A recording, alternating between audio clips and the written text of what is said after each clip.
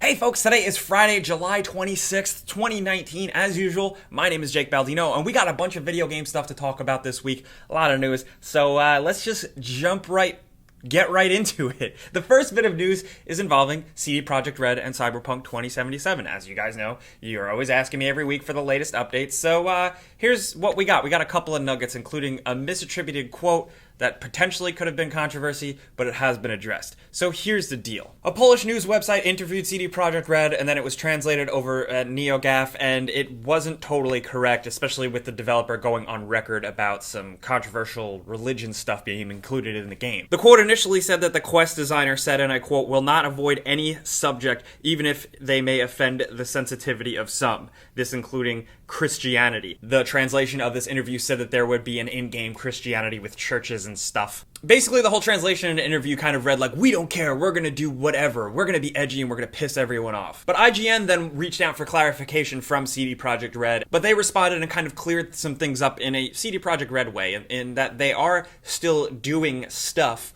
but they're going to be respectful about it. Here's the actual quote. When asked if religion exists in the cyberpunk world, they said, "Yes, and in many forms. As I mentioned, our vision is somehow based on the real world, and religion is a very important part of the latter, society-wise. In our game, we're going to see, for example, Christianity and its different branches or religions from the East." The interviewer suggested that somebody could do bad things in a church in a game, and that would be controversial, and CD Projekt Red said, "We do not want to avoid religion as a topic. Authenticity of the world is what counts for us. Technically, the situation mentioned is possible, but this is all by the choices made by the player. We don't encourage the player to do so. In our quests, which involve religious themes, we make sure there's no disrespect." So basically, the correct translation just kind of softens this thing. It does seem like CD Projekt Red is going to approach religions in the game as essentially an extension of what religions now would be like in the future. They want it to reflect the real world. I think that's admirable. This is also just kind of another headline that can totally be spun up into a mountain out of a molehill to get everybody angry and riled up, but after clarification, seems like it's not that big of a deal, and I'm still really excited to play the game. Also, another bit of news that I thought was really cool, CD Projekt Red went on record separately to clarify that there are going to be no weird pre-order bonuses for the game, specifically so that everyone can get the same content and the same experience.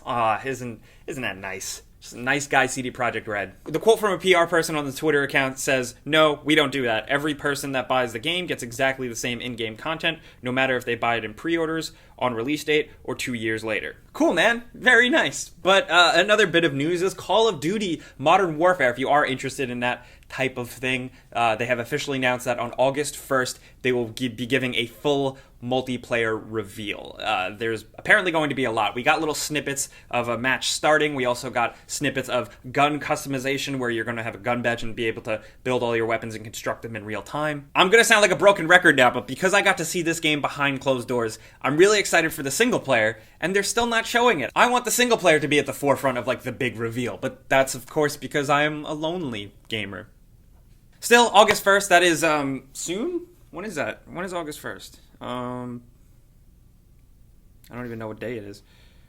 August 1st is next Thursday. So that's something to look forward to, and we're going to be talking about it on the Friday show, I guess. So keep your eyes peeled for that. But next bit of news is Joycongate. Nintendo fans, I know some of you guys out there probably experience JoyCon Drift. I meant drift.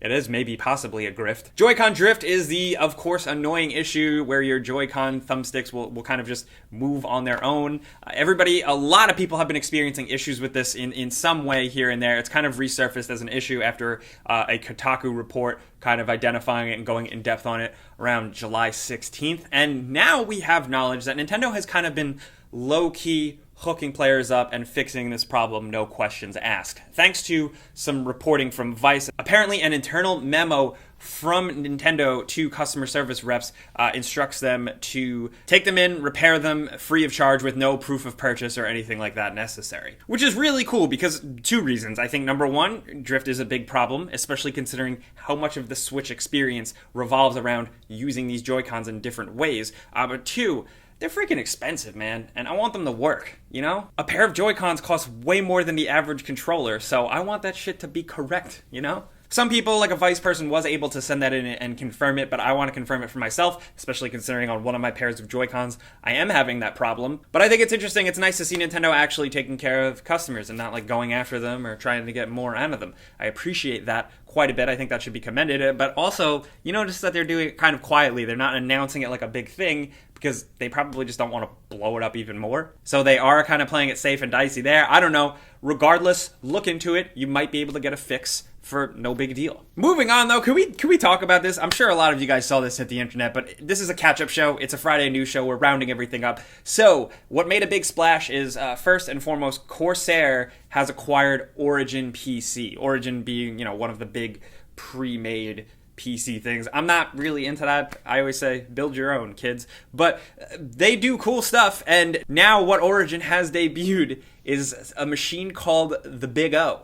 Hey, that's anime. I like anime. I like some anime. What this is a hybrid combination. So this big tower has a PC running a Titan. It has a PS4, an Xbox One, and also a little door that opens and you can slot in a Nintendo Switch. There is one HDMI out. Internally, it has a 4K HDMI switcher. It has USB 3.0 ports. Every console has 2 terabyte SSDs. This is insane. This is ridiculous, and I do want it. As somebody who plays on everything and bounces around like a weird, indecisive person, if money grew on trees, absolutely I would go for this thing. This is insane. That will be linked in the description below if you want to check it out and go in depth with that.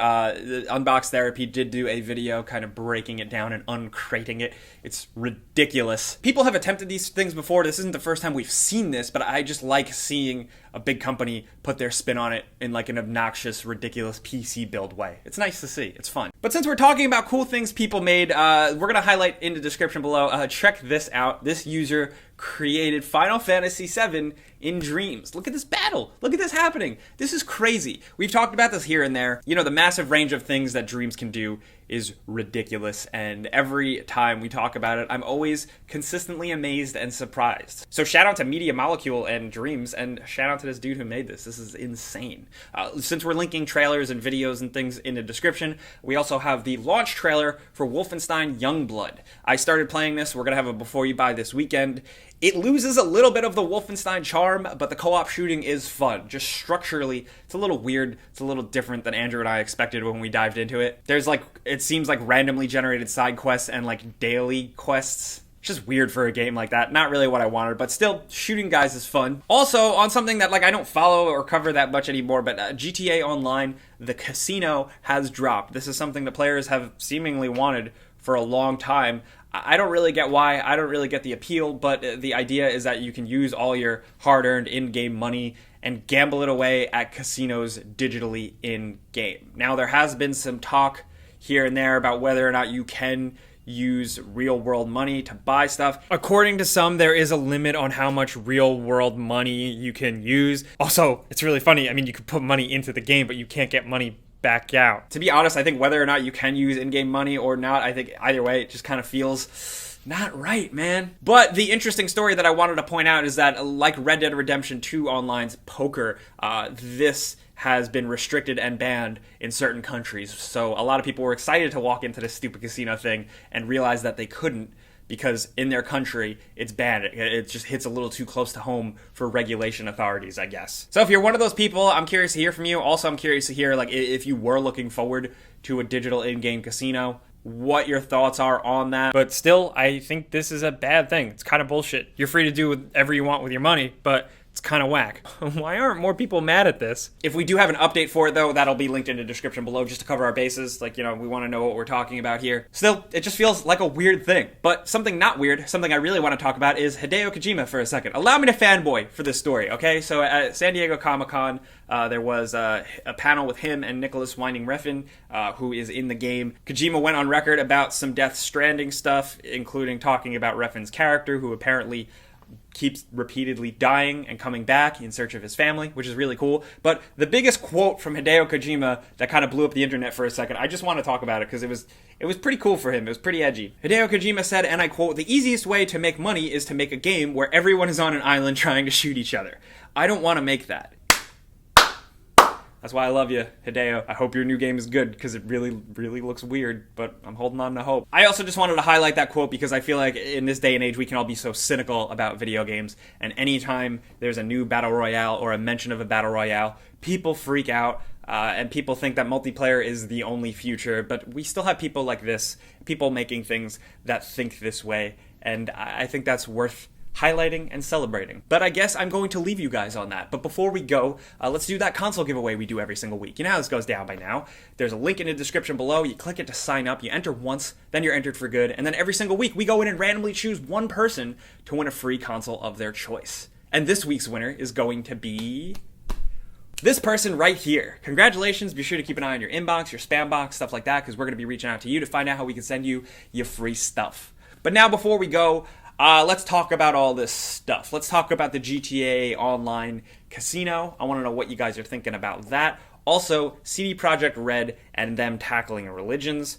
I have faith that it's going to be both interesting and insightful, or just low-key. I don't think it's going to be like this edgelord ridiculous shit. But either way, I don't really care too much. I just want to play the game, and I'm almost tired of talking about it, and I just want it in my hands at this point. Also, JoyCon Drifts. Have you experienced that? Have you experienced sending it into Nintendo recently? I definitely want to hear your experiences. And also, I want to hear your experiences on Wolfenstein Youngblood. If you did pick it up, like, day one right away. It dropped a little earlier on PC. If you are playing that, let us know in the comments what you think. For those who are still curious, Before You Buy will be out over the weekend. Two housekeeping things.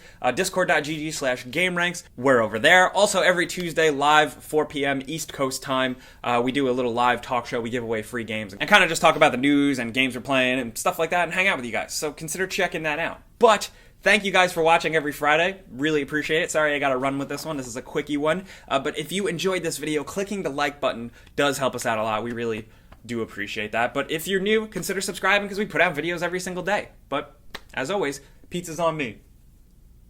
I don't know what I'm doing. I need more coffee.